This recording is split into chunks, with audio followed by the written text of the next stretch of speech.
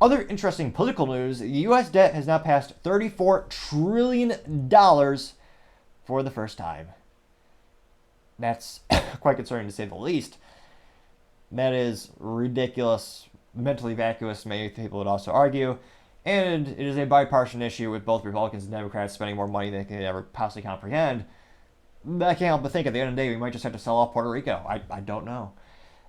That's moderately a joke. They're a province, not a state. But at the end of the day, what are we going to do when these bills start adding up and we can barely pay the interest on it? Well, going to the actual numbers, it looks like, again, the national debt passed $34 trillion. This is according to the U.S. Treasury Department. And it looks like it only just passed $35 trillion in September amid higher interest rates, lower tax revenue, and increased spending since the start of the pandemic. While some analysts note that the rising debt is tempered by the strong economic growth, the number raises concerns as funding shutdowns loom in Congress. Nothing would make me happier if they would just stop spending money. It is hilarious, and it's a good way to tell, wow, how useless. What do they really do for us? There's the federal government. It's every time there's a shutdown, does your day change at all? You don't get one piece of mail, which again, that is only an issue because of an exclusivity issue where UPS, FedEx, they're not allowed to deliver certain pieces of mail. Only the post office can do that. If that rule didn't exist, there is an argument to me the post office would not exist at all.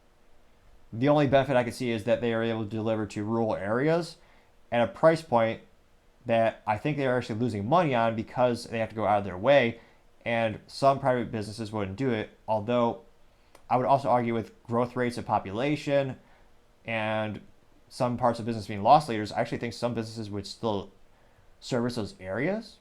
But nevertheless, that is some modicum that people say is a point of value.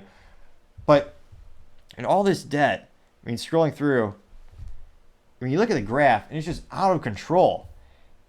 I mean, again, that's an additional $1 trillion of debt in 14 weeks. What are they spending to really help you? Or I, for that matter.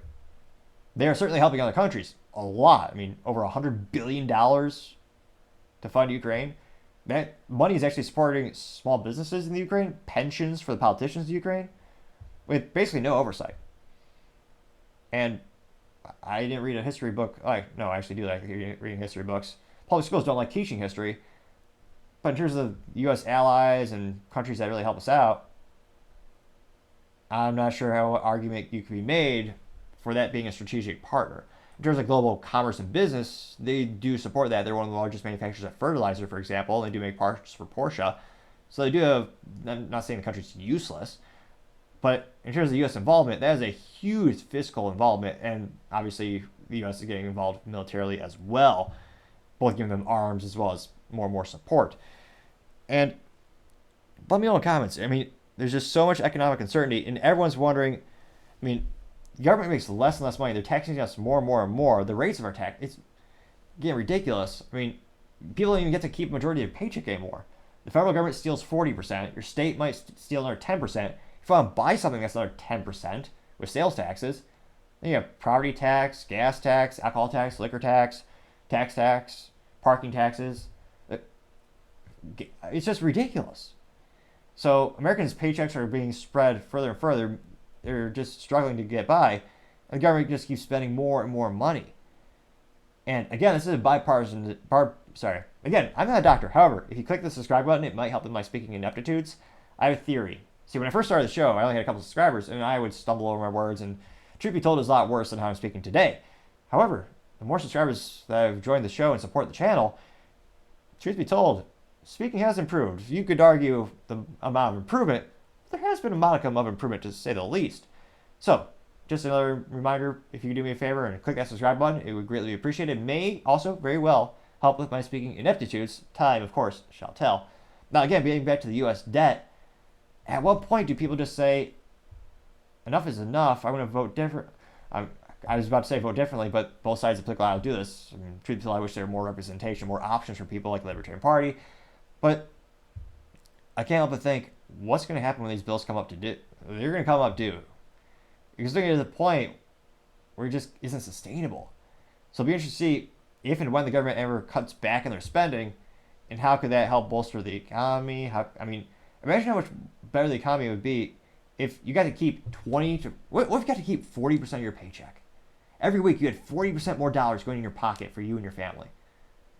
I mean, how much would that transform your life? I mean, that'd be revolutionary.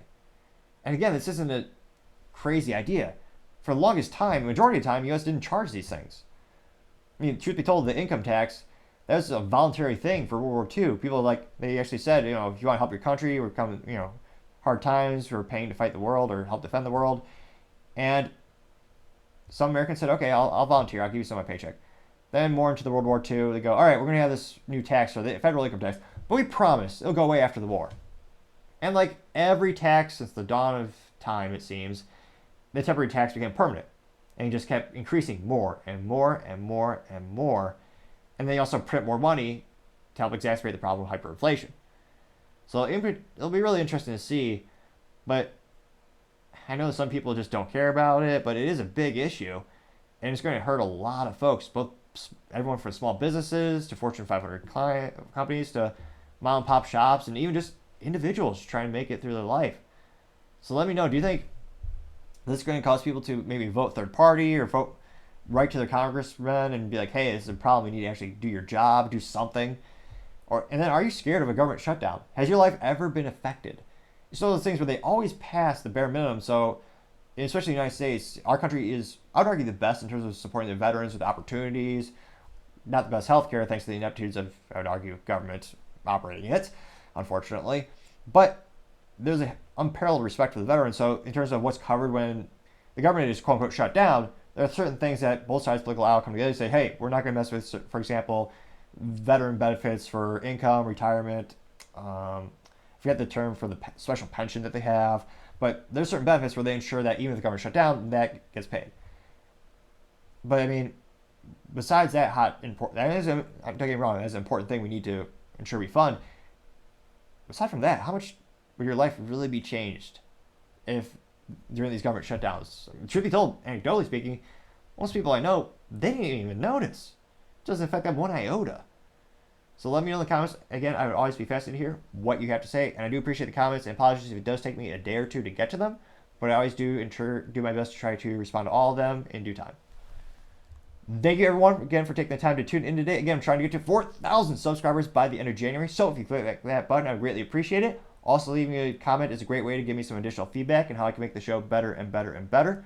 Also, lastly, don't forget to take the time to tell your family, tell your friends, tell your coworkers, heck, tell your enemies, tell anyone and everyone. Just stay safe and fight the good fight.